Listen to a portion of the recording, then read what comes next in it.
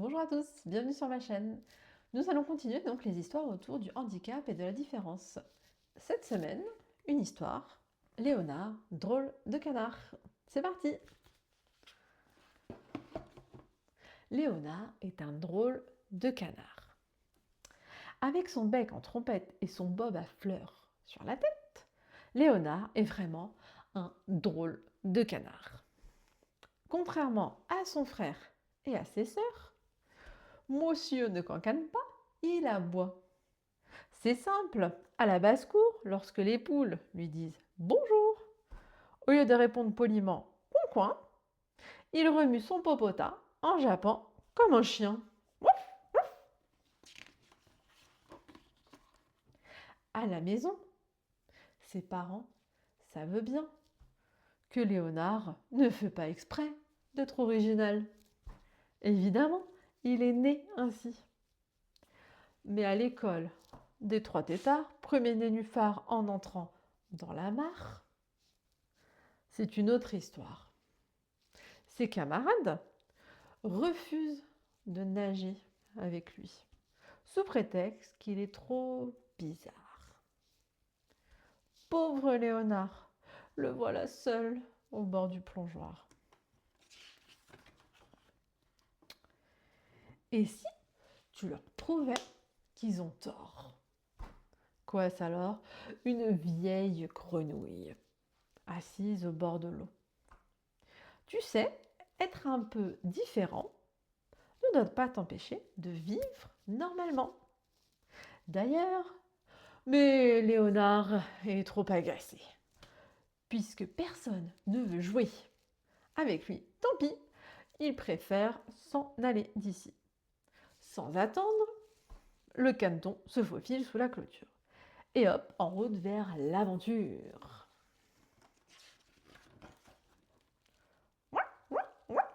Au milieu des fougères, Léonard se dandine en aboyant joyeusement. Mais au bout de quelques mètres, bing! Une petite taupe en salopette bleue et coiffée d'un casque lumineux lui fonce dessus.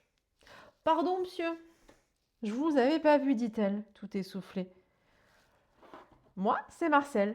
Faut m'excuser, hein, mais je n'y vois rien du tout. » Eh oui, poursuit Marcel. Comme on dit, je suis un peu malvoyante. Mais attention, ce n'est pas pour autant que je ne sais pas me rendre utile. Tenez, regardez, toutes ces galeries et ces terriers. Eh bien, c'est moi qui les ai creusés. Léonard est impressionné.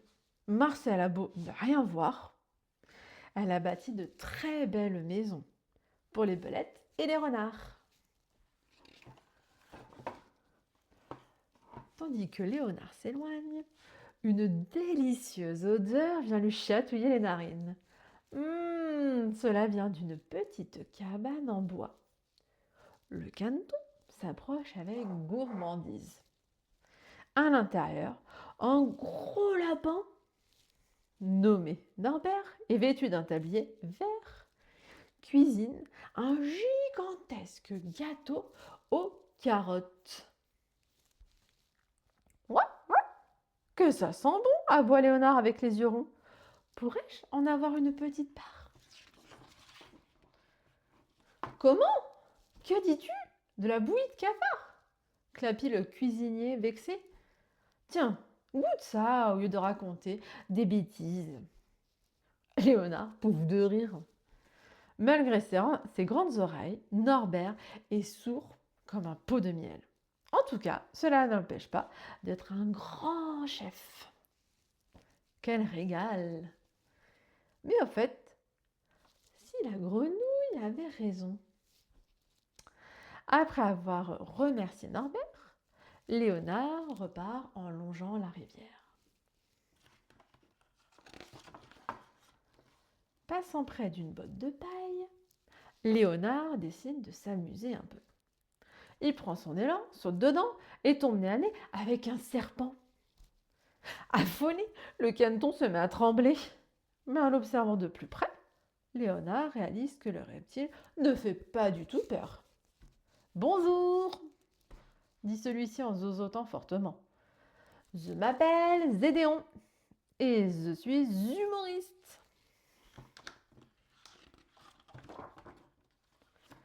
Quand j'ai découvert que mon cheveu sur la langue amusait beaucoup mes amis, j'ai décidé d'en faire mon métier. Et comme je dis toujours, un petit défaut, c'est ma plus grande qualité.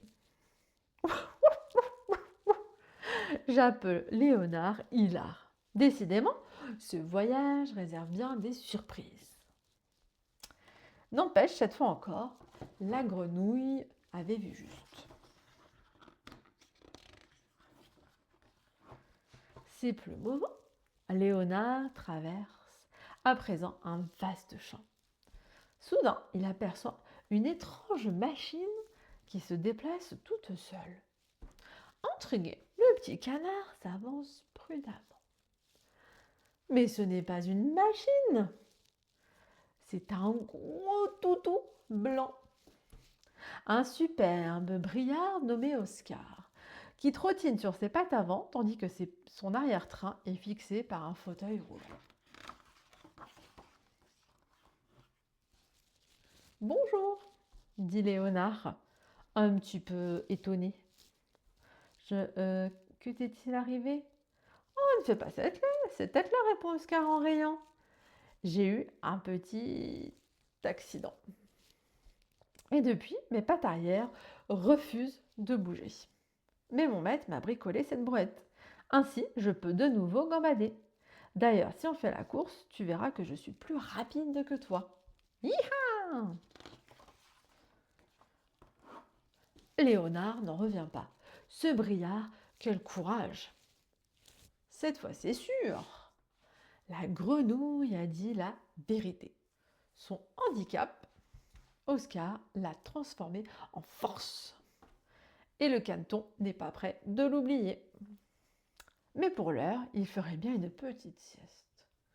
Justement, dans le creux d'un arbre, un joli merle, aux ailes minuscules, veille sur une ribambelle de oisillons.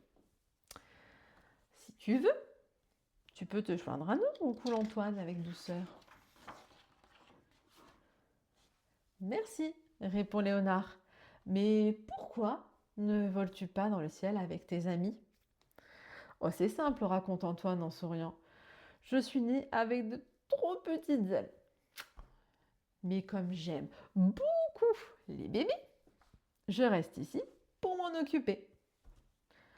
Sans faire de bruit, Léonard s'installe à côté d'une jeune colombe, tandis qu'Antoine entonne une berceuse.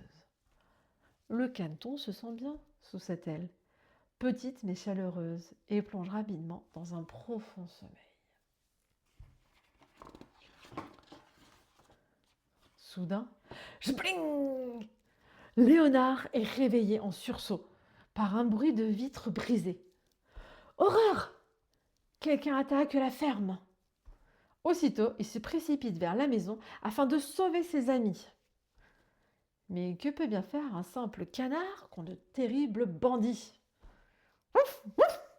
Vite, vite ! Léonard passe sous la clôture. Ouf, ouf ! Le voilà qui traverse la mare. Ouf, ouf ! Et il se rue à présent dans la basse-cour.